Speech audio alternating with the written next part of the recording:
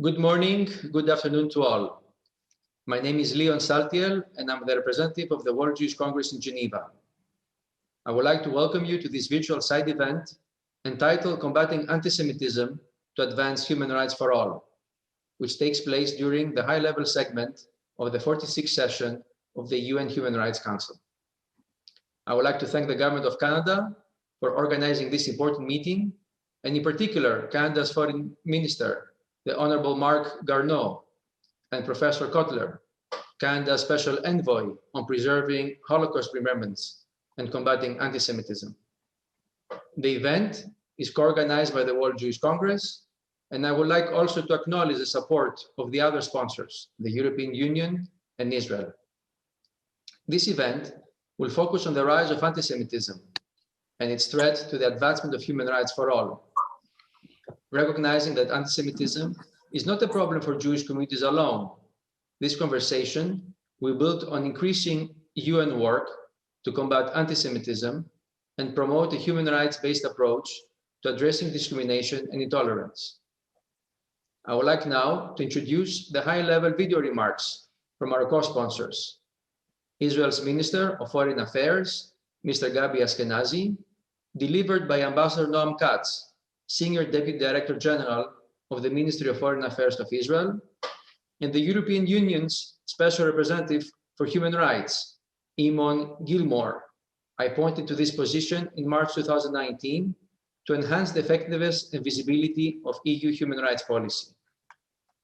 I would also like to give the floor to Professor Cotler to introduce the final video by the Minister of Foreign Affairs of Canada. Thank you, Leon.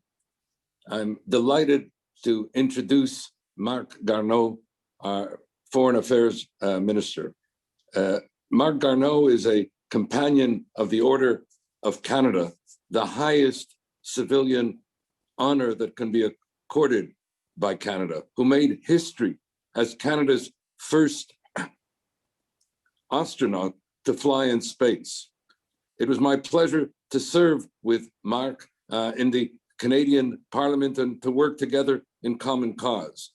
He has been an exemplary Minister of Transport until appointed recently at the beginning of January as the Canadian Minister for Foreign Affairs. And in just 6 weeks, hitting the ground running, has compiled an astonishing record, including launching the first ever historic 58-state declaration on arbitrary detention, a transformative agreement with Caribbean states with regard to combating the pandemic, calling out human rights violators in Belarus, Russia, Myanmar, China, and joining in expressions of support with peaceful protesters in these countries. And as we about to meet with the Secretary of State, U.S. Secretary of State, Antony Blinken, to discuss matters of common cause and concern between our two countries, the promotion and protection of human rights and democracy, environmental protection, and the combating of racism and anti-Semitism, among others. And this after he has held numerous bilateral exchanges with other foreign ministers, including foreign ministers involved in the Abrahamic Accords. A person who has been a strong supporter and deeply engaged with my own mandate as Special Envoy, as he is in the larger struggle for human rights and human dignity in our time. Chers amis, friends, I give you Marc Garneau. Good morning, good afternoon, good evening to you all. First of all, my sincere thanks to the World Jewish Congress for partnering with Canada on this event. I also want to thank the event co-sponsors for your support and to our distinguished panelists today. Le Canada est profondément préoccupé par la hausse d'attaques et de discours antisémites. Aucune communauté n'est à l'abri de tels incidents. Le mois dernier, la synagogue Shar HaShomayim dans ma communauté à Montréal a été profanée. Cet acte insensé de haine n'a pas sa place dans nos sociétés.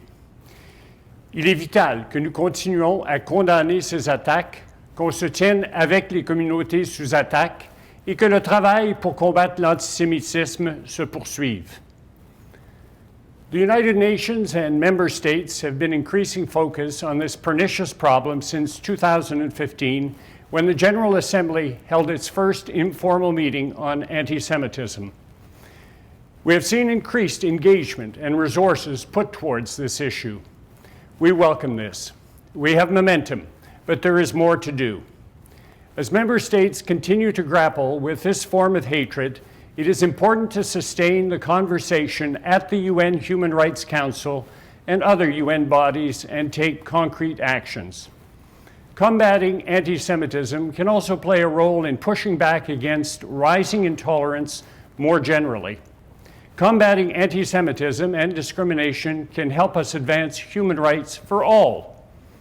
That's why Canada adopted the International Holocaust Remembrance Alliance's working definition of anti-Semitism as part of its federal anti-racism strategy.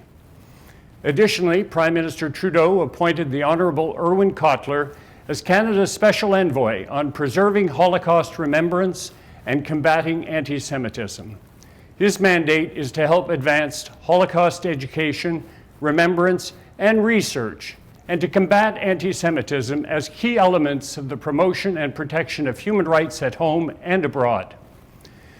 Last month, I was pleased to announce funding support for an important UNESCO initiative. Delivered with the help of the United States Holocaust Memorial Museum, this initiative will address the rise of anti-Semitism and discrimination through education and intercultural dialogue. Le racisme refuse aux gens leur dignité et leurs droits humains. Nous avons besoin d'engagements soutenus pour relever ces défis qui s'accentuent malheureusement pendant cette pandémie. Soyez rassurés que le Canada va continuer de travailler avec vous, nos collègues à l'ONU et notre envoyé spécial Irwin Cotler pour combattre l'antisémitisme, la discrimination et la haine. Let us work towards a world where human rights, including freedom of religion or belief, are respected for all. Thank you.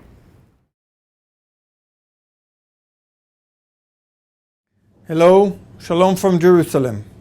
It is a distinct honor for me to bring you this message from Minister of Foreign Affairs, Mr. Gabi Ashkenazi. We commend the organizers of this high-level event on the fight against anti-Semitism, co-sponsored by the permanent missions of Canada, Israel, and the World Jewish Congress. It is a particular honor to be together, virtually speaking, with an old friend and esteemed leader in the field of human rights, the Honorable Irwin Cotler. May I take this moment to congratulate you, Irwin, on your new position, Special Envoy on preserving Holocaust remembrance and fighting anti-Semitism. Anti-Semitism is a complex, shape-shifting phenomenon which never quite disappeared. Anti-Semitism today is again outspoken and part of the general public discussion. In many cases, it is dressed in camouflage and costumed in terms of human rights and justice. But if you listen well, you know very clearly what you are hearing. Anti-Jewish attacks and hate crimes proliferate worldwide. They exist both on the left and right side of the ideological spectrum. It can be found among rich or poor, high or less educated, religious or secular people. This has amplified exponentially in the digital sphere, especially in social media. The old new hatred is spread virally using new technologies and with an outreach to millions of people worldwide. The virus that is anti-Semitism has mutated into a particular form where anti-Semitism is employed in discourse around Israel, targeting Israel as an alternative for targeting Jews, or by employing classic anti-Semitic tropes and substituting the word Israel or Zionist for the word Jew. The IHRA working definition of anti-Semitism is a first step in identifying and recognizing the problem. It is a valuable tool to understand and begin responding to anti-Semitism. It is an important tool a kind of litmus paper and a moral compass. It is most important to engage the media, especially the online media, to help develop standards for identifying and responding to anti-Semitism and related hatreds.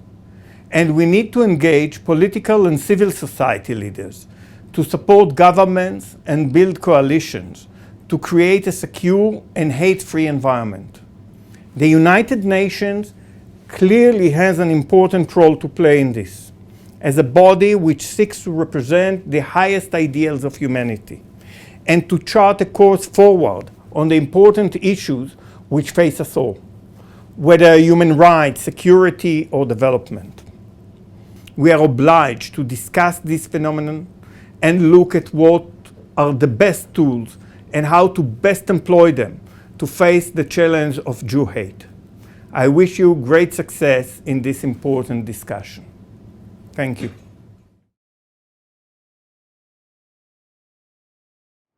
On behalf of the European Union, I want to thank Canada and the World Jewish Congress for organizing this very timely event.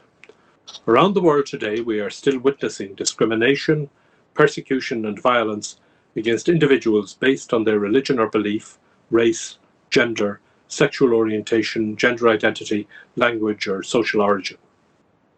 We are also seeing increasing anti-Semitic attacks, including in Europe, and COVID-19 has aggravated these trends, including on social media. In recent years, we have even seen outrageous attempts to delegitimize history with Holocaust denial contests. This is insulting to the memory of the millions of people who died in the Holocaust. Just last month, both High Representative Joseph Borrell and President von der Leyen issued statements on International Holocaust Remembrance Day, paying tribute to the victims of the Holocaust. We are committed to fulfill our collective responsibility to ensure that never again are actions and not just words. To strengthen that action, the European Commission will present a comprehensive EU strategy on combating anti-Semitism this year. This strategy will complement and support national strategies and actions of member states against anti-Semitism. Anti-Semitism needs a holistic response where the European, national and local levels work hand in hand and where the fight against anti-Semitism is mainstreamed across policy areas. The European Union recently adopted a new external action plan for human rights and democracy for the next 5 years. As the action plan makes clear, we are committed to use all our external policy and financial tools to combat all forms of racism and discrimination, as well as to promote the exchange of best practices and lessons learned with partner countries. We are aware that to fight anti-Semitism and all forms of discrimination, we need to work together. Multilateral action is vital. The EU will continue to work with all UN member states within the UN fora, including UN agencies, to combat discrimination and violent extremism, to promote freedom of religion or belief, and to protect historic and religious sites. The EU will also continue to strongly support the mandate of the UN Special Rapporteur on freedom of religion or belief, his report last year on anti-Semitism, and his latest report on anti-Muslim hatred have essential recommendations for states. We will also continue to fund education programs that promote tolerance and human rights education. Education is essential to foster human rights and to counter the roots of hatred and discrimination. History has taught us that when the rights of one person are under attack, we are all vulnerable. When one community or group is denigrated or discriminated against, it diminishes us all. Combating religious intolerance and discrimination must always be part of a broader effort to promote human rights and safeguard their universality, indivisibility, and interdependence. Thank you. Thank you to our partner countries for these most poignant remarks. I would like now to welcome the members of the panel, Dr. Ahmed Shaheed, the UN Special Rapporteur on Freedom of Religion or Belief, Professor Irwin Cotler, Canada's Special Envoy on Preserving Holocaust Remembrance and Combating Anti-Semitism, and Rabbi Rebecca Blady, co-founder and executive director of Base Hillel in Berlin. Anti-Semitism is not an abstract notion. It does not remain in the realm of conspiracy myths or online harassment. It is also violent and deadly. This is why I would like to start with Rabbi Blady.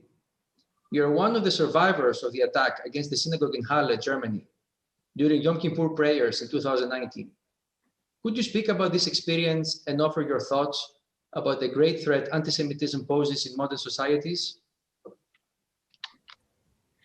Yes. Good afternoon from Berlin. Thank you, first of all, to the World Jewish Congress, Canada, the EU, and Israel for the invitation to address you in such prominent company. I've been asked to speak today as a survivor of anti-Semitic violence, specifically my experience inside the synagogue in Halle, Germany, that was attacked by a right-wing extremist on Yom Kippur in 2019. First, I'd just like to provide some context. I come from a family of Holocaust survivors, people who lost their homes and their families. A lot of my decision to move to Germany from the United States involved a desire to confront the country of the perpetrators who made my history the tragedy it is. I'm an Orthodox rabbi, and today I serve as the director of Hillel Deutschland and work on educational and empowerment initiatives that reach more than 1,000 Jewish students and young adults each year. It was in that capacity that I led a group of 20 or so students to the Halle synagogue for a spiritual and energetic Yom Kippur that was not to be. This past summer, the perpetrator was put on trial in Germany. It was a fairly public trial, which had its advantages and disadvantages. On one hand, the trial delayed our ability to fully heal from this attack and forced us to once again dwell in the traumatic memory of what it was like to be inside a synagogue, not knowing what was going on or whether we were safe. But on the other hand, the very existence of a trial provided a path to getting closure for the entire incident. The testimony that I gave in court involved my grandma's experience. My grandma, who survived Auschwitz, forced labor, and Bergen-Belsen, has a superhuman strength, which inspires my own. Our stories are now linked in history. And more powerfully, they are linked on record in a German courtroom. This is our history, my history. But I refuse to allow a traumatic past to define my future. Tomorrow night, Jews around the world will read the scroll of Esther in honor of the Jewish holiday Purim. In the 4th chapter, Esther, a Jewish woman who was forcibly selected to marry the king Ahasuerus of Persia, is faced with the task of bringing awareness of a plot to kill all Jewish people in the empire to the king. Before she goes to the king, an action that could cost her her life. Her uncle Mordechai, perhaps in an attempt to give her strength, says to her, "Who knows? Perhaps you have attained royalty for just this purpose." A crucial moment of Jewish history where Esther is uniquely positioned as an advocate for justice for Jewish liars, including my experience in Halle. I wonder whether I too have arrived here for just this purpose, to bring one survivor's story a bit closer to justice, to use the reality of my own survivorship as a force for empowerment of my community, rather than reliving a traumatic past. In my work, I spend a lot of time learning about what young Jewish people in Germany and in Europe care about. They share our concerns about anti-Semitism, but not only as it pertains to their physical safety. They care about the safety of democracy, about preserving the tenets of a civil society that will allow them and others to live in peace and security. They and we want to feel like we are making a contribution to a safe and civil society. The next step in mine and my community's journey will be the creation of a platform for Jewish civic engagement, where young Jews can channel their passion for social justice into acts of service, opportunities to find their voices and their purpose. We will support young Jews in finding their own Esther moment by learning together how we can ground our commitment to democracy, to social action, to a safe and secure civil society in our Jewish identities. When we talk about overcoming anti-Semitism, We are indeed talking about ways to advance human rights for all. And from my view, this is a process that I take very seriously as somebody who did survive an anti-Semitic incident. I take very seriously that this is the discourse that is required in these kinds of conversations so that we are not stuck in our trauma. This is a process that I intend to champion, to move forward for years to come. Thank you. Thank you, Rabbi Blady, for this very powerful testimony. It's important to always keep in mind that anti-Semitism does not only target Jews and the Jewish community, but it seriously threatens democracy, human rights, and the rule of law of the society as a whole. I would like now to turn to our next speaker, UN Special Rapporteur on Freedom of Religion or Belief.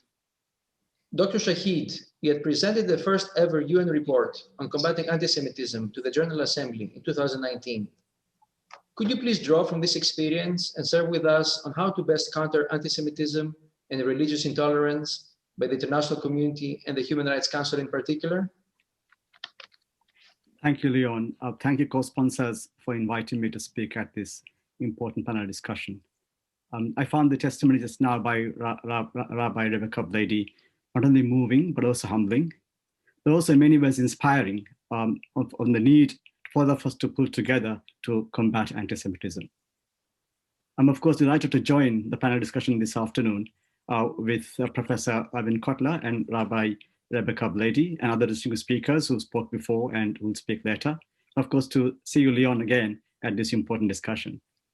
Since presenting my report to the UN about 16 months ago, I have carried out a number of activities to advance the recommendations that I make in that report. Of course, working very closely with Jewish communities in doing so. The things I have particularly stressed in that report, including widening acceptance of the IHRA working definition and promoting its use as a non-binding educational tool. A lot of work still has to be done, but I'm happy that there is a rising number of acceptance of that working definition. I also called on the UN Secretary General to appoint a high-level focal point reporting directly to him to coordinate UN system efforts to combat anti-Semitism. I'm happy that Under-Secretary General Mr. Miguel Moratinos is now working in that role. I am collaborating with Mr. Moratinos and with other actors across the UN system, as well as envoys at the EU, the OSCE, the Council of Europe, to mobilize synergies across these organizations. I also stress in my report the importance of education, and we've heard speakers mention that today, and I have contributed to activities linked to rolling out the educational tools jointly prepared by ODIHR and UNESCO. I also aired a number of concerns about the ways in which the online space was infested with anti-Semitic hatred, and on the links between online hatred and offline violence, which continues to this day. In my statement this year on Holocaust Remembrance Day, I welcome steps taken by some social media companies to combat anti-Semitic hate speech and to combat disinformation about the Holocaust. Some trends, of course, are still very disturbing, and the comparison with 1 year ago is quite stark. The amount of anti-Semitic conspiracy theories, scapegoating and hatred that was stirred up during the COVID pandemic is shocking and alarming. While I'm happy to see the working definition gather more support, we are also seeing resistance to it. This may in fact be an opportunity to further promote a better understanding of the working definition. For underlying the resistance to it is a misconception about the working definition, that is characterized often as a codification of a definition. In actual fact, we're not doing that. We are promoting a legally non-binding educational tool to raise awareness, and this point has been made more clear. Also, many of the incidents cited by those expressing dissent regarding this definition demonstrates the importance of states doing more to educate everybody about the definition, what is in it, and how to apply that. And I think without doing that, simply embracing the definition isn't doing enough. I also highlight challenges Jewish communities face that may not have anti-Semitic motivations, but could pose, in fact do pose, an existential threat to Jewish life in some parts of the world. I refer here to calls and measures to restrict ritual slaughter and male circumcision. There is a need to engage with these calls and trends and to educate the relevant actors on how these would amount to an illegitimate restriction of the right to freedom of religion or belief of Jewish communities, and to roll back these trends. My last point is in the methods of addressing these challenges. As many of you have highlighted, I call for a human rights approach by states, signaling that anti-Semitism engages the legal obligations of states on international human rights law, which guarantees to everyone protection against incitement to violence and discrimination. Human rights also provide a framework to build coalitions with people of all faiths and none, and from all walks of life, to take a whole of society approach to combating and eradicating anti-Semitism. No baby is born hating anybody, and we have to ensure that when they grow up, they do not pick up anti-Semitism or any other form of hate. This is crucial. Thank you. Thank you, Dr. Shaheed, for these important remarks, for your important work, your commitment to promote and protect freedom of religion and belief around the world. I would like now, my last speaker, last but not least, Canada's Special Envoy on Preserving Holocaust Remembrance and Combating Anti-Semitism, a former Canadian Minister of Justice. Professor Cotler, you have the floor. Thank you, Leon, and thank you for moderating this panel in an exemplary fashion. May I begin by expressing my appreciation to the sponsors of this high-level meeting, and also to my distinguished panelists for their very eloquent and compelling remarks. Indeed, I'm delighted to join with them in common cause, in the cause of the struggle for human rights and human dignity, in the combating of racism and hate, and in combating the oldest, most enduring, most toxic, and most lethal of hatreds, the pandemic of anti-Semitism.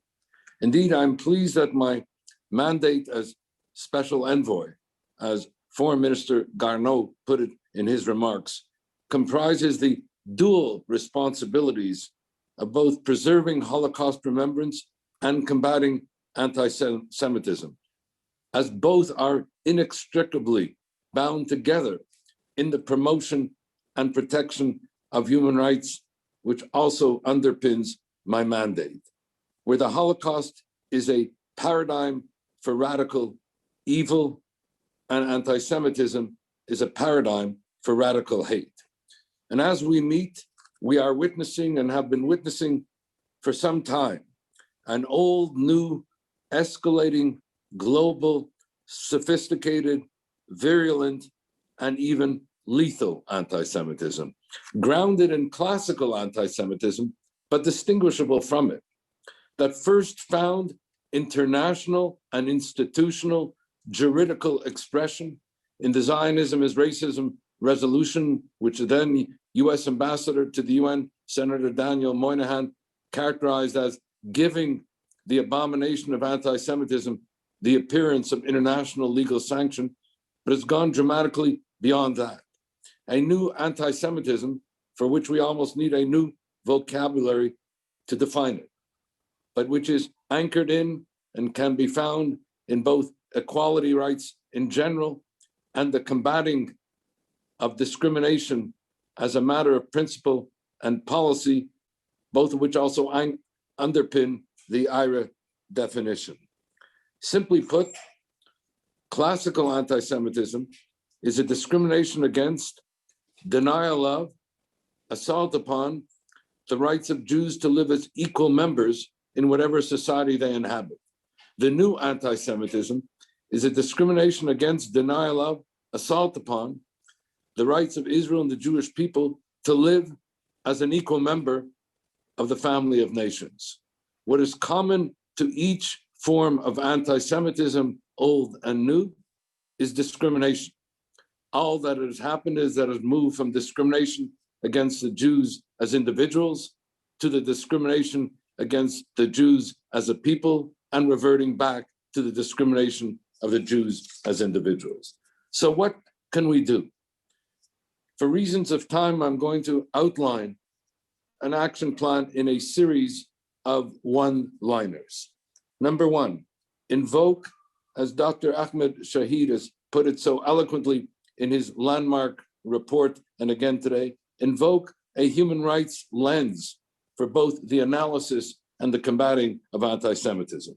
Second, to enhance the adoption and implementation of the IRA definition, the most authoritative, comprehensive, and international representative definition that we have adopted in a democratic process over a period spanning some 15 years, and Dr. Shaheed has referenced this as well.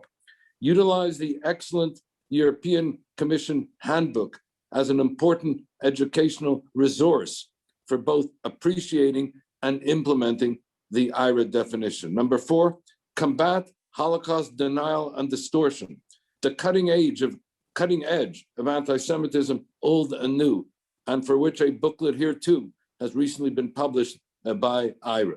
Number 5, invoke, and it is not as well known as it deserves to be, the parliamentary antecedents that presaged the adoption of the IRA definition. I'm referring to the London Declaration on Combating Anti-Semitism and the Ottawa Parliamentary Protocol to Combat Anti-Semitism. Number 6, prepare a national action plan to combat anti-Semitism on the road to the 20th anniversary conference to be held in October. The 20th anniversary conference, read the Stockholm Declaration. Number 7, combat the explosion of online anti-Semitism, as has been referenced, with finds pernicious expression today, with Jews and Israel being blamed for the manufacture, spread, and profiting from the COVID pandemic, reminding us of the classic blood libel and anti-Semitic tropes of yesteryear.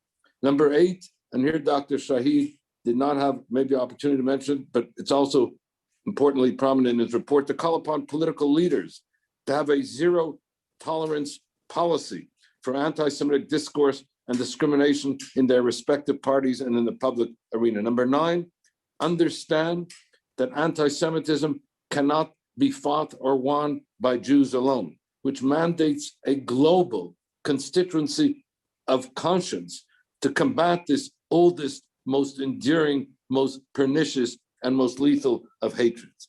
Number 10, and moving to a close, address and redress anti-Semitism that is laundered in the international arena and regrettably under the protective cover also of the United Nations. As former Secretary General Kofi Annan put it to me and made public about it, he said that a United Nations that does not put the struggle against anti-Semitism at the forefront of its agenda is a United Nations that forfeits its future as it betrays its past. And finally, I'm delighted to announce that UN Special Rapporteur Ahmed, Shaheed, and myself are founding an international justice coalition to combat anti-Semitism, and this as part of the larger struggle for the pursuit of justice in our time. As Speaker put it earlier, never again must mean action and not just words. Thank you. Thank you, Professor Cotler, for your always very powerful speech. And thank you, all the members of the panel, for your important remarks. I would like now to open the floor to all to ask questions to the panel. Please use the Q&A tab to ask questions to the different speakers. In addition, there has been a great interest by diplomatic missions and civil society to contribute and participate at this event. Without any further ado, I would like to give the floor to Ambassador Jeff Roach, the Deputy Chief of Mission of the Australian Mission to the United Nations in Geneva, to be followed by Ms. Juliana Bogdanska, the General Director for Global Affairs of the Ministry of Foreign Affairs of Bulgaria. Please, you have the floor, Ambassador Roach. Thank you very much, Leon, and thank you, participants, for a really moving 30, 40 minutes in which we've heard a lot of very troubling stories and evidence about the continued struggle for those of you so deeply touched, who continue to be touched by the anti-Semitism that is rife within our communities. I was really moved by the testimony of those on the panelists, and thank you very much for sharing your stories with us in the diplomatic community this afternoon. From an Australian perspective, freedom of religion, freedom of belief, they're fundamental characteristics of our societies. And our societies are so committed to openness, liberty, and pluralism. Australia is proud to be a long-term advocate of the work that we're taking forward today, reflecting for us a broader commitment to the universality, the indivisibility and interdependence of all human rights and fundamental freedoms. Like many other participants today, we are a proud member of the International Freedom of Religion or Belief Alliance. Australia's Foreign Minister, Marise Payne, she's been very clear about this issue. And I quote, anti-Semitism is one of the most insidious forms of gross human rights abuse. Defeating it continues to be integral to Australia's human rights agenda. Australia was proud to gain full membership of the International Holocaust Remembrance Alliance. We did that in June of 2019. And through that forum, we're looking forward to sharing the approach that we bring to Holocaust remembrance, to education, to research, and being part of this effort to counter the spread of online Holocaust denial and anti-Semitism. My question for the panel members today, firstly, I think you've already been touching on the question that I wish to pose. For instance, I was fascinated to hear about that linkage that has been made between COVID and anti-Semitism. This was not something that I had recognised previously, but I am really interested in what are these specific trends which are so unique to contemporary anti-Semitic attacks. I'm interested in the new trends that you see in language, in targeting, and geography, all of which informs the work that you've been doing. Thank you very much for your time today. Thank you so much, Ambassador. Ms. Bogdanska, please. First, let me thank you for organizing this very important event and start by welcoming the attention of the international community and the distinguished panelists and the whole organization towards the fight of anti-Semitism. This has becoming an urgent global issue, increasingly urgent. And we as a country, as ministry, and myself personally, we put a lot of efforts on the fight against this very terrific phenomenon. Anti-Semitism is by far being a problem not only to one community, it is a threat to all of us, as it undermines the democratic values we all believe in. The current COVID-19 crisis has added additional challenges to as the anti-Semitic incidents and rhetoric worldwide are on the rise. They are fueled by the uncertainty and anxiety across the globe and the growing possibilities of the digital technologies, as already mentioned. The Bulgarian government takes a consistent and strong line in publicly denouncing manifestation of anti-Semitism, xenophobia, and hate speech. Preventing the torch-bearing procession of an ultra-nationalistic and neo-Nazi known in Bulgaria as Lukov March this February for second year consecutive year in a row is the most recent example of this approach of the government. Better addressing anti-Semitism through education is much needed. We need to provide young people with the knowledge to engage against intolerance and hate speech, which fuel neo-Nazi and other extremist movements. To this end, this February, 9 leading Bulgarian universities adopted the IRA working definition on anti-Semitism. And as we know very well that education and actions taken to combat anti-Semitism in the field of education are very important, my question to our distinguished panelists, which already was touched upon, but if they have something more to say would be nice, is what actions, possible actions could we all undertake in the field of education in order to further strengthen the efforts of our governments and our institutions to fight anti-Semitism. That would be very, very useful for us as well. Thank you again for your attention and for your time today. Thank you so much, Ambassador Roach from the Mission of Australia and Ms. Bogdanska from the Ministry of Foreign Affairs of Bulgaria, Director General for Global Affairs. Members of the panel, we have very good questions. One is about how COVID has exacerbated anti-Semitism, and I would assume particularly online in the last year, and how we can strengthen education to combat anti-Semitism. Maybe I give the floor first to Dr. Shaheed to go first, maybe in these questions. Thank you, Leon. Very important questions. During the pandemic, we noticed some of the old tropes and new ones merge.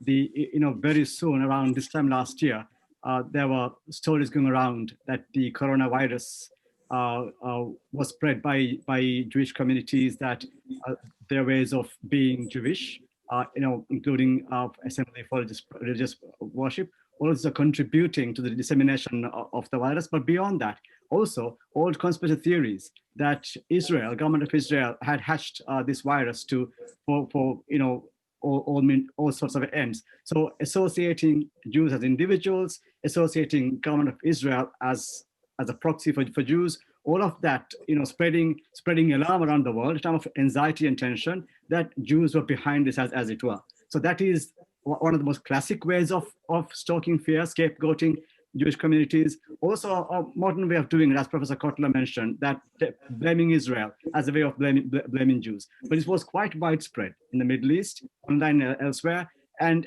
also in Europe. The virus was being spread because of either Jewish practice or conspiracy on the part of Jews living amongst all of us. On education, in my report, I stress two key things. One is what I call peer-to-peer learning. That is, often stereotypes dissolve when they meet real people. So to generate peer-to-peer learning, rather than teachers of my age telling young people, have young people meet amongst themselves to learn from each other. That's a far more effective way of doing this. And also empathy-based learning. In other words, when we teach about the Holocaust, we should teach about the Jewish experience in totality, not just as, say, victims of the Holocaust, but also as people contributing then, now, all the time, to the enriching global life, to talk about the achievements, the contributions Jews make to enrich our life globally. So these are two pathways of doing it, but ensuring that we capture all parts of society. The school-going system, the sporting unions and clubs, other forms of, if you like, associations, including faith-based actors of different faiths, to learn about the Jewish experience from a peer-to-peer basis. Thank you. Thank you, Dr. Shaheed. I know Professor Cotler may want to also address those two questions. Please, Professor. Yes, on the matter of the COVID and anti-Semitism, and Dr. Shaheed has just answered it as best as one can. I only want to just reference that the Cantor Center of Tel Aviv University has put out a series of comprehensive research reports documenting this pernicious phenomenon. Also, with regard to Ambassador Roach's query about new trends, there is an old new trend that is particularly disturbing as we meet here in the UN and human rights, and that is the laundering or masking of anti-Semitism under universal public values. And in this, I include the protective cover of the UN, the authority of international law, the culture of human rights, and the struggle against racism, which individually and effectively have the effect, unfortunately, of undermining not just Israel or delegitimizing Israel, but more importantly, it undermines the integrity of the United Nations. It corrupts the authority of international laws, it corrupts the culture for human rights, and it compromises our struggle against racism. And that's why it's very important to both unmask, address, and redress this phenomenon. In the matter of education, I was particularly pleased to note from the Bulgarian ambassador how many universities have adopted the IRA definition. As we have learned, however, in many studies, that the millennials have an appalling ignorance about the Holocaust, an appalling ignorance that such that 50% of them can't even name one death camp, can't even name Auschwitz, and that therefore the importance of Holocaust education has to begin at an early age. It has to begin in high school, and this is part of human rights education as a whole. Thank you, Professor Cotler. May I ask Rabbi Blady if she has any comments on the two questions that we have heard? Please, Rabbi. Yes, thank you. I want to say that I really do appreciate Ms. Bogdanska's question about what actions we can undertake in education. I think this is an incredibly pressing matter, as both panelists have alluded to. I definitely appreciate Ahmed Shaheed's suggestion regarding peer-to-peer learning and building empathy. Something I also would like to stress is that I find that it's very important for people learning about Judaism, about anti-Semitism and its risks, to go to the Jewish space. It's not enough to just necessarily spend time learning about Judaism in a closed, separate space. We must facilitate encounters with Jews in the Jewish space. I think this has two really important effects. One is that it includes the Jewish community in the conversation. It's a little bit senseless, perhaps that's harsh, but it is a little bit senseless to discuss what to do about anti-Semitism without actually including the people who do experience it. And so that's one goal that I think going to the Jewish space accomplishes. And the second one is that it prevents kind of fetishization of the Jewish people. As has been suggested, it's important to see Jews as part of a larger cosmopolitan society. And this sort of education should ensure that people learning about Jewish communities and Jewish culture, in order to prevent anti-Semitism, will also see Jews as welcome in society, not as a threat and not in line with any of the narratives that have been discussed that lead to stereotypes and harmful actions. Thank you so much, Rabbi, and all the panelists for their very important answers to these questions. And there's a lot of food for thought for all of us who are actively working to eliminate anti-Semitism and other forms of religious intolerance, to take stock of what you have said and see how we can put it in our programming. I would like now to go to the second round of questions and ask Mr. Marc Kassayer, the Chargé d'Affaires of the Mission of the United States to the United Nations in Geneva, to be followed by Ms. Eline Janet, Project Manager of the Media Diversity Institute. Please, Mr. Kassayer, you have the floor. Thank you very much, Leon. It's good to see you. And I also want to thank, of course, the missions of Canada, Israel, and the EU, as well as the World Jewish Congress for hosting the discussion. It's a really important one. And pleased to hear from the panelists, Professor Cotler, Dr. Shaheed, and Rabbi Blady, for providing the really useful insights. It's a good, important conversation. It won't come as any surprise that the U.S.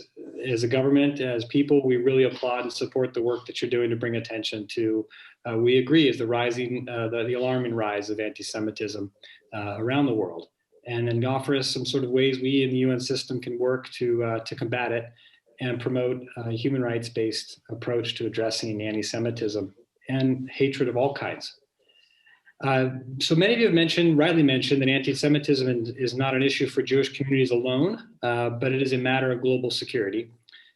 President Biden has raised the same issue, calling for vigilance and speaking out against what he called, and I'll quote, the resurgent tide of anti-Semitism and other forms of bigotry and intolerance. And it's, of course, up to all of us to fight this at home and around the world.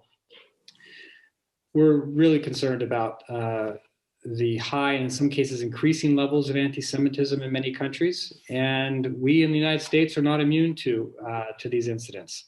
And we have to take them seriously, take this issue of violence that often accompanies anti-Semitism, and the dangerous lies that as you've mentioned, the disinformation that undergird it. And we have to counter these lies with facts and answer the crimes of hate with justice. So with that said, recognizing that you touched in part on some of these issues already, but I did want to ask the question to the panelists to ask if you could maybe speak a little more about the connections you see between anti-Semitism and other forms of intolerance in the world today. And in that regard, maybe suggest what are some more specific steps this year even that we delegates in New York, in the UN in Geneva, the member states here can take to combat anti-Semitism. So thank you very much. Thank you so much, Mr. Kasayer, for those important remarks and for the work of the US in eliminating and fighting against anti-Semitism around the world. Can I ask Mr. Lynn Janet from the Media Diversity Institute to please also follow up with a question? Please, you have the floor. Yes, thank you, Leon. And thank you to the organizers of this event. It's been very interesting to hear all the panelists talk so far.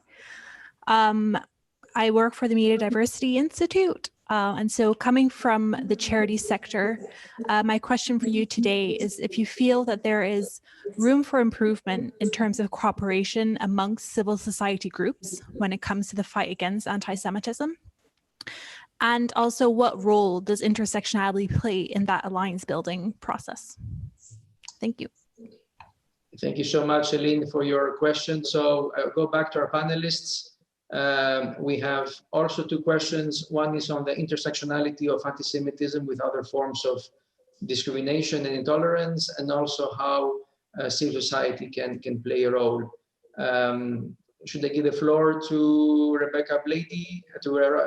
Blady for the first round of answers, please? Yes, thank you for the question. My immediate response actually to both of those questions is to start local.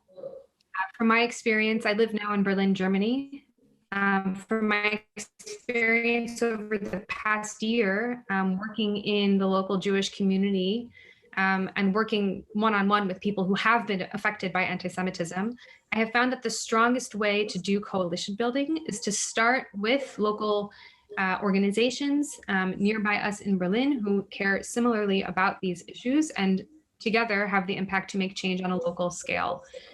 While it's not necessarily the biggest picture, it does lead to tangible effects and also makes a difference in individual lives, particularly of victims. I will say that I definitely believe that there's always room for improvement in cooperation among civil groups. We, as a community, having experienced the attack in Halle, actually reached out through some of our programming work to the community, the initiative of the 19th of February, Hanau. This is an initiative that formed in the wake of the attack on a shisha bar in Hanau, Germany, which mostly affected people of Turkish, British origin. There was not actually an attempt to connect our groups prior to our reaching out to them. This is not to lay blame in any direction. We'd certainly got support from many different sorts of organizations in the Jewish community alone. But what did result from that joint communication effort and joint programming effort for those who were victims or who lost loved ones in the 19th of Hanau attack and from the 9th of October attack in Halle. The result was that we were able to develop a relationship with one another and also bond on the fact that unfortunately, right-wing extremism accounted for both of those attacks. And so we did have a common enemy, even though religiously we were different. In terms of our family stories, we were certainly different, our origins different. But that moment when we could come together and say, we have experienced this, and to create this grassroots initiative where survivors and their loved ones had a platform to communicate was a source of strength. I think that in the future, it's very powerful for survivors to initiate such coalitions. Based on different kinds of also intersectional identities and common experiences. But I think there's also room for different organizations to step in and actually provide this kind of concrete support to survivors. I think it'll allow survivors to feel empowered and strengthened. It'll also lead to more effective coalition building that protects the psychological well-being and health of the survivors when they know that they're not in that alone. So that's my immediate response to those. Thank you, Rabbi. Dr. Shaheed, would you like to comment on intersectionality and civil society engagement, please? Thank you. I agree with what what Rabbi Blady said about the need still to do more. I think I should begin by applauding the Jewish communities for the great work they do. There is not enough understanding across societies that this is not a problem just for Jewish communities. That what happens to Jews today will affect others, down the line. During the pandemic, we saw a graphic representation of that. Of course, it began with the blame the Asians for the virus sort of campaign, quickly turned on to the Jews, and then from there on just picked up anyone in a minority situation. We have to understand that anti-Semitism is a form of racism. So although there are specific types specifics on each of these types of hatred, the anatomy is broadly similar. There's a family resemblance amongst all these hatreds, and the basic structure is the imposition of a hierarchy and othering of people targeted for this. This is a basic phenomenon that's part of it.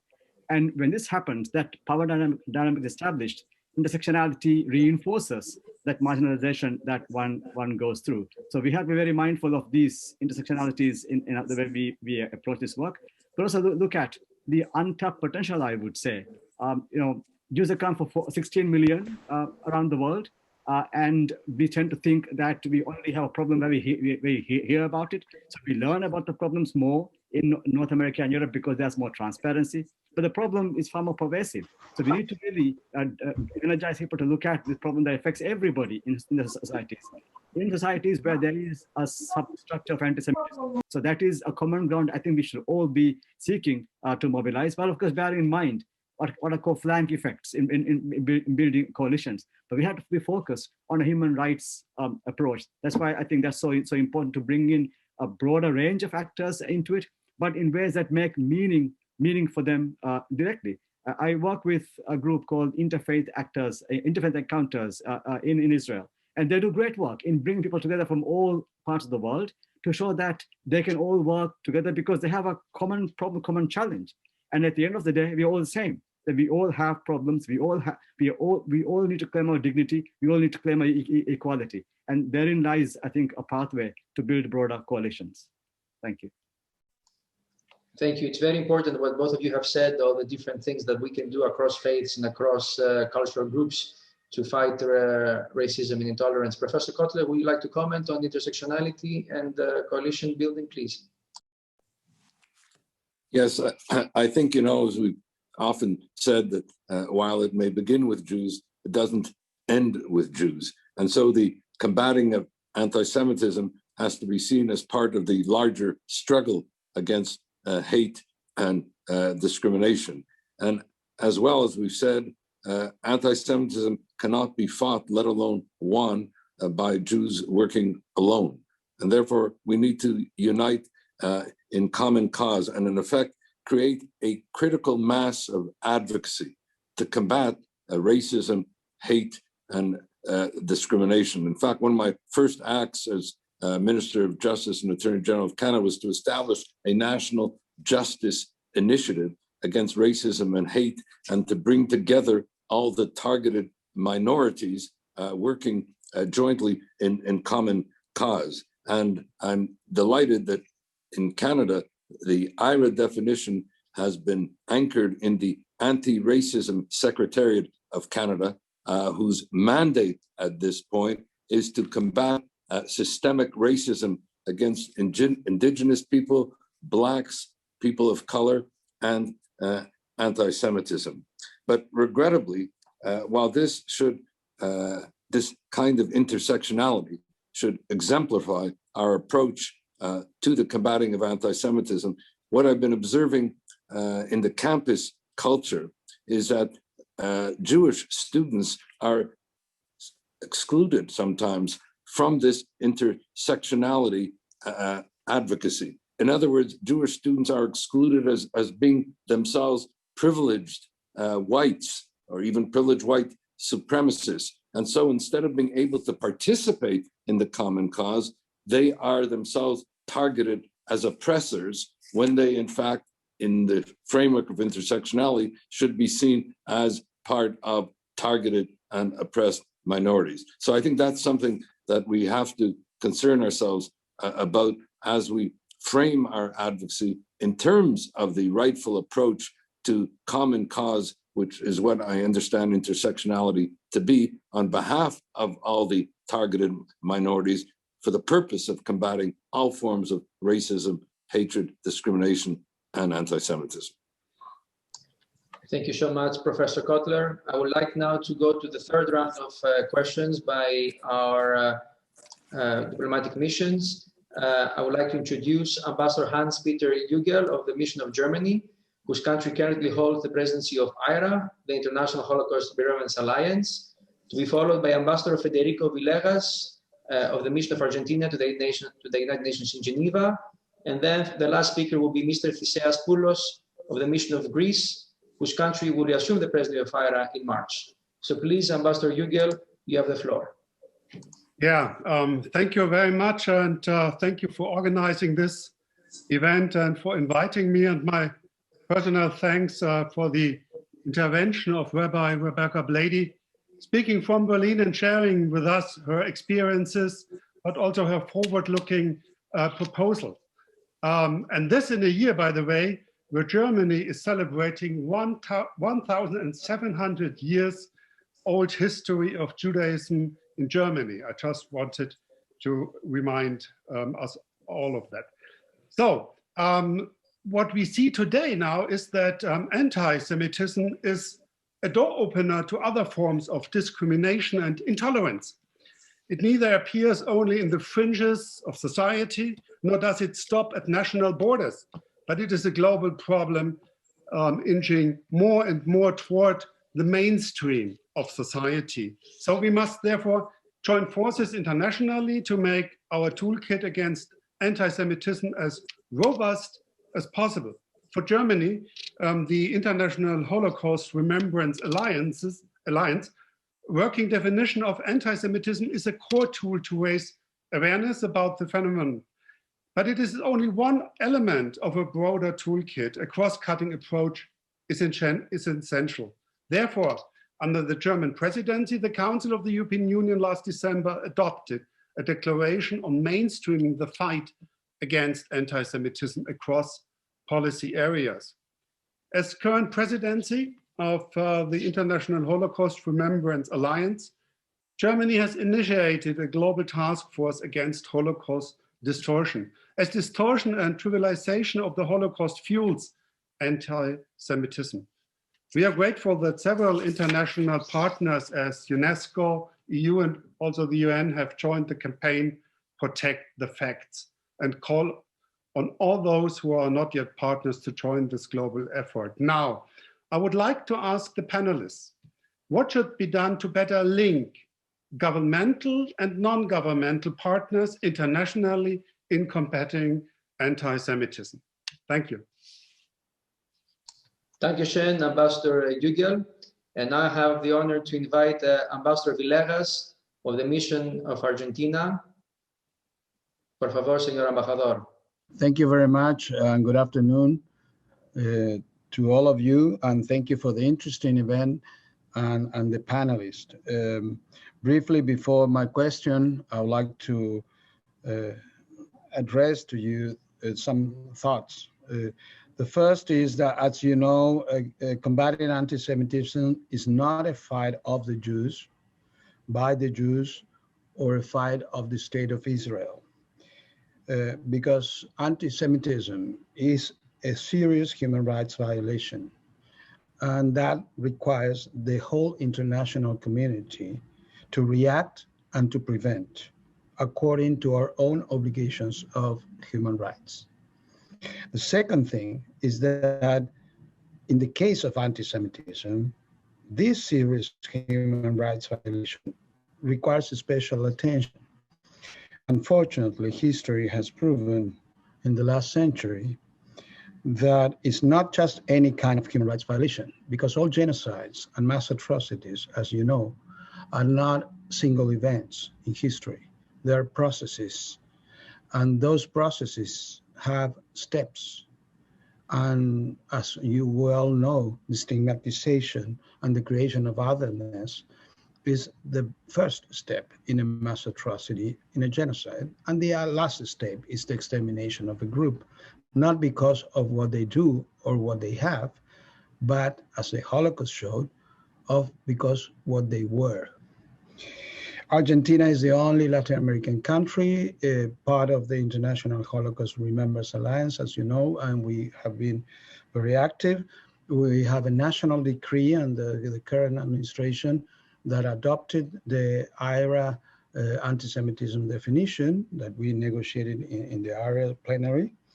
And we have developed a state and a foreign policy based on human rights, in which the fight against anti-Semitism is at the heart of that state policy, not only for the value of the fight against anti-Semitism itself, but also because it's an obligation for a country like Argentina, where we had a mass atrocity that, as you probably know, had an element of a strong anti-Semitism within that mass atrocity. The percentage of Jews in the forced disappearance of Argentina were way much higher than the percentage within the population of Jews in Argentina. So for many reasons, we will be very active in this and state policy forever, hopefully, in our country. Basically, my question is this. To the panel, since anti-Semitism represents a structural pattern of discrimination that led to a mass atrocity like the Holocaust, and we see that it is still present in our societies, how can we develop a strategy to share common experiences and practices in linking the fight against anti-Semitism to the fight against all types of discrimination and stigmatization? Thank you very much, and thank you and congratulations for the event. Muchísimas gracias, señor embajador. And I now have the honor to invite Mr. Theseas Poulos from the Mission of Greece to the Nations in Geneva to ask the final question to our panelists. Theseas, παρακαλώ. Leon, ευχαριστώ. At the outset, allow me to start by thanking you for holding this very timely event and thank the panelists for their compelling and also moving remarks. Anti-Semitism may be the oldest form of recorded prejudice against a specific group of people. Its persistence in defiance of all logic and reason until today is a cause for constant alarm. Indeed, as Dr. Shaheed, who spoke earlier, underlined in his reports to the UN General Assembly, incidents of hostility, discrimination, and violence motivated by anti-Semitism not only persist, but have increased in many parts of the world. Furthermore, studies demonstrate the day-to-day impact this has on Jewish communities, where notably high levels of anxiety are recorded. We are convinced that states must spare no effort to address both the root causes and impacts of this all-too-common phenomenon using a human rights-based approach. Anti-Semitism, as other similar forms of hate speech, is particularly prevalent online. The anonymity that internet offers, combined with the inability, or even, it must be noted, the unwillingness of some social media platforms to effectively perform their monitoring duties, including by removing illegal content, has allowed the creation of global digital networks for the sharing of extreme anti-Semitic views. In this context, the control of social media platforms and the criminalization of anti-Semitism and other forms of online and offline speech, hate speech by national legislations is of essence. Physical attacks remain all too prevalent. Attacks on synagogues and the desecration of Jewish cemeteries are akin to human rights violations. They can constitute violations of the right to freedom of association and assembly, of the freedom of religion or belief, of the right to cultural heritage, or even of the very right to life. Unfortunately, no country can consider itself immune to such attacks.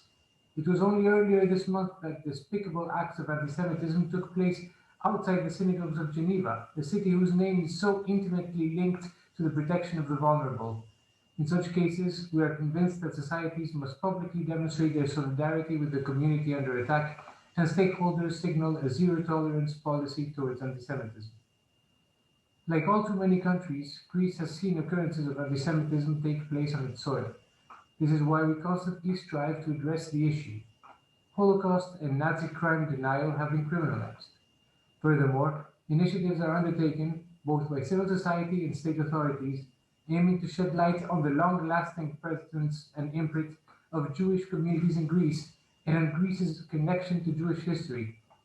Other initiatives aim more broadly to combat the plight that is anti-Semitism. The genuine outpouring of joy caused by the criminal conviction of the neo-Nazi political party Golden Dawn last October showed our society's deep rejection for ideals of racial superiority and anti-Semitism. Greece taking over the presidency of the International Holocaust Remembrance Alliance for 2021 inscribed itself in this continuity. Indeed, we strongly believe that memorialization of past instances of discrimination and mass atrocities is key to preventing their reoccurrence, and that is an utmost priority. I would like to ask the panelists what good practices, especially contemporary ones, they have noticed to have a positive effect on addressing the root causes of anti-Semitism. Thank you. Ευχαριστώ πολύ, Θησέα. Thank you all for your questions. Let me, and thank you also all the participants, the numerous participants we have on this call that follow us on Zoom and through our social media platforms for your questions. May I also add another question to the members of the panel asked by Emilia Linda Mendelssohn about creating groups of concerned individuals in different countries who can then pressure the government to fight anti-Semitism, as the other questions that we had also refer to good practices and to coalitions of civil society with governments. So with all these questions that we heard, I'd like to give the floor back to the panelists for the last round of answers and reflections. May I start with Rabbi Blady, please?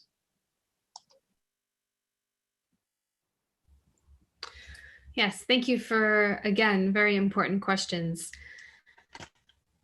The first thing that I'll address, I believe it was the ambassador from Argentina who posed this question about how we can share common experiences and processes internationally.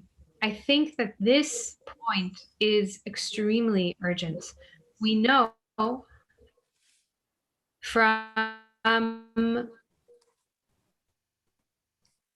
from experience, from witnessing the attack, did not operate in a vacuum. This person did have inspiration from the tragic murders in Christchurch, Berg, and so forth. There is significantly an international link among these people, as has been described earlier, that is made possible over the internet, and that, as has also been discussed, is made even more possible by the pandemic, restricting everybody in their homes and allowing this kind of extremism to continue to materialize in an even stronger way.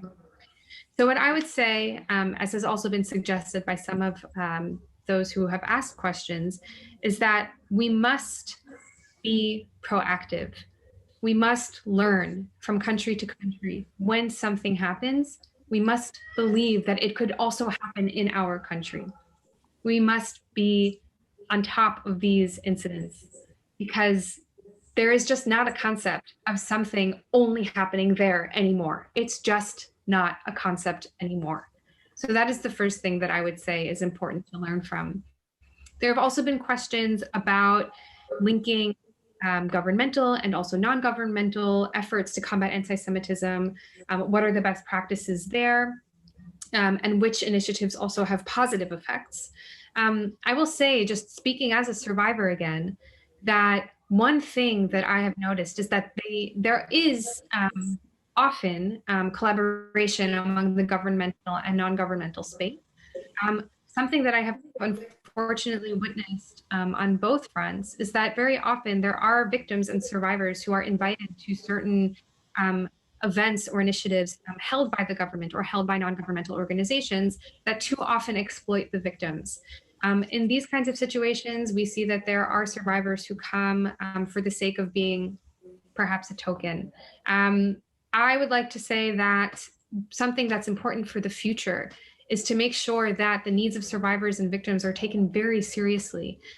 Very often, I'm here on this panel because I believe in the mission of this panel. I want to be here in the effort of saying that anti-Semitism is something we need to address in order to advance human rights for all. I am here and I am ready to say that. I also know that there are many survivors and many victims who are not prepared to come and be featured for these organizations, even though it may have a good cause and a good outcome. All that is to say is that victim support is sorely needed. Just as we learn from country to country that anti-Semitic violence is possible, even when we think it's not, and we must be proactive in terms of making sure we can prevent that through physical and also digital strategies. We also have to be prepared through a governmental and non-governmental way to provide for the needs of victims. It's an unfortunate reality, but as these incidents continue to happen, this is something that I think we need to pay very serious attention to. I will say that my experience in Germany, we are very fortunate to have been supported by non-governmental organizations for the purposes of counseling, for getting our stories out there when we were ready in order to help shape the narrative, particularly when the perpetrator of the incident was put on trial. We were also supported very generously by the Ministry of Justice in Germany, providing financially for counseling and other needs. And at the same time, we also experienced certain other organizations, both governmental and non-governmental, who invited us to places perhaps not for this purpose. So I would urge everyone here, while thinking about what is necessary to prevent anti-Semitic violence, to also in turn think about what might be needed in the case of an unfortunate incident as far as victim and survivor support. Thank you so much, Rabbi. A lot of important things to think of and to contemplate in the next in the weeks ahead. Dr. Shaheed, please, for your reflections on these questions of good practices, coalitions, cooperation, please. Thank you. I endorse what Rabbi Blady just now said. As a composite response to the questions, I have 3 points to make. One is, I think, while anti-Semitism has become mainstreamed, we have not mainstreamed combating anti-Semitism.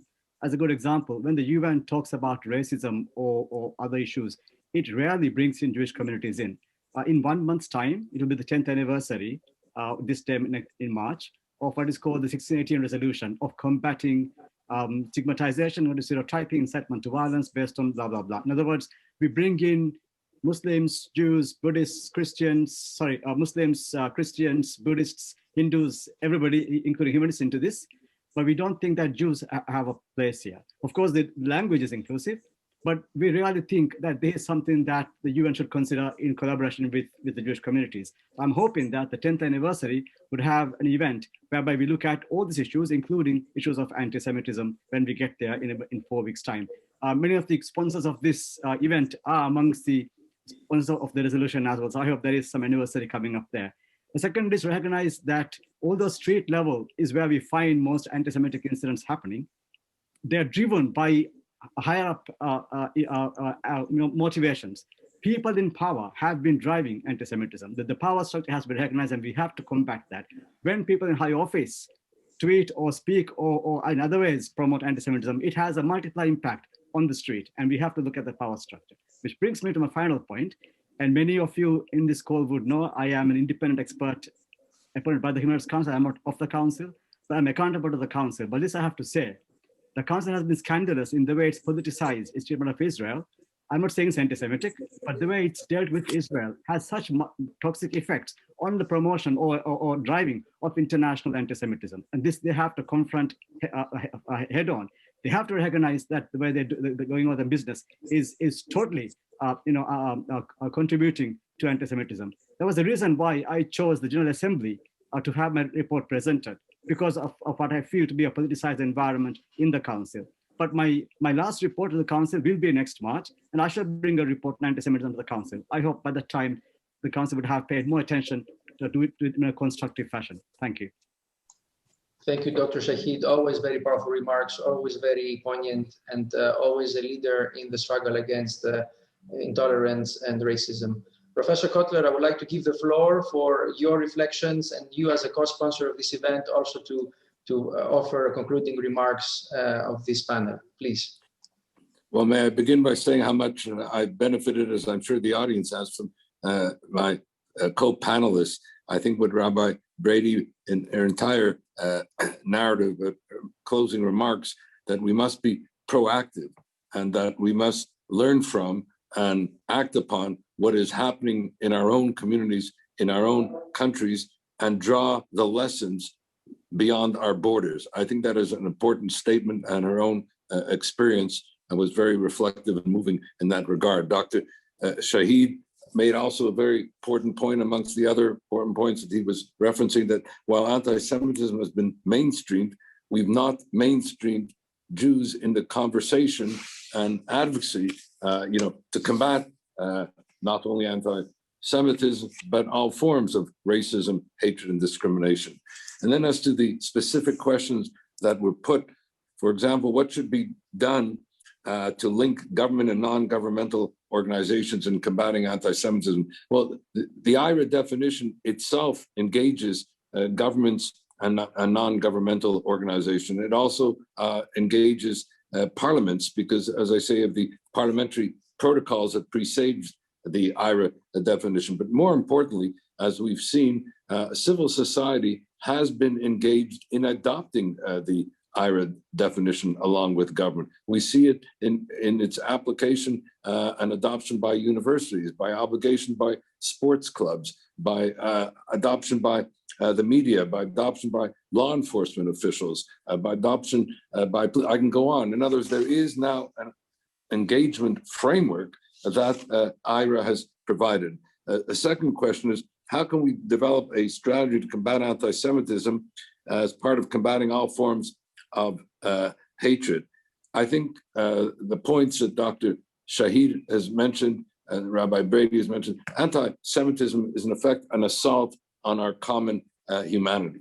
It's an assault on universal human rights, and therefore it is part of the responsibility of our shared humanity to combat anti-Semitism as part of that larger struggle. On the matter of anti-Semitism online, very quickly, that we need legal frameworks to combat online anti-Semitism, particularly in terms of the platforms which have been bereft of any kind of a framework for that purpose. We need a framework, and Dr. Shaheed has it in his report, the importance of this, for the combating of hate speech and hate crimes. And we have to make it very clear that incitement to hatred and discrimination, incitement to anti-Semitism is not protected speech. I say this as somebody who is a free speech advocate, but we have to distinguish between what is protected speech and what is in effect an assault on the inherent dignity of every human being, an assault on the equal dignity of all human beings. And finally, in the matter of creating groups of individuals working together, I do think that we need to see the different levels of being able to engage. I think in each country, we should seek to have parliamentary coalitions to combat anti-Semitism and hate. We should need civil society coalitions to combat anti-Semitism and hate. In other words, this should not be done out of echo chambers, or it should not be done isolated one for the other. We, as part of our common humanity, have to engage in common cause. And so just like to close by thanking you, Leon, for moderating the discussion today, thanking my own government, the government of Canada, for acting as a sponsor along with the European Union and the State of Israel, and thank all the other governments who've been engaged in putting such pertinent questions to us to help enrich the conversation and advance our combating of racism, hatred, discrimination, and this oldest and most enduring of hatreds, anti-Semitism.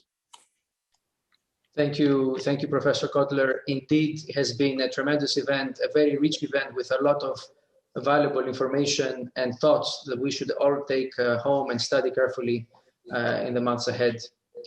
I would like to thank all of you for attending today's event on combating anti-Semitism to advance human rights for all, the Government of Canada and its Envoy, Professor Cotler, my colleagues from the World Jewish Congress, and our great technical team for organizing this event and making sure there are no technical glitches for all of you in the audience, the European Union and Israel for their support, the members of the panel, Rabbi Blady and Dr. Shaheed, and all of you who contributed questions and participated in the event.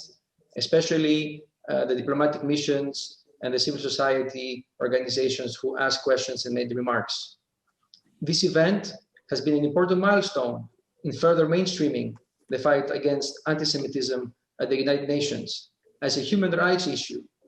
And we all commit to working more closely to better coordinate our efforts against this scourge. I wish you a great rest of the day, and I thank you again for your participation. Thank you. Thank you. Thank you to the World Jewish Congress.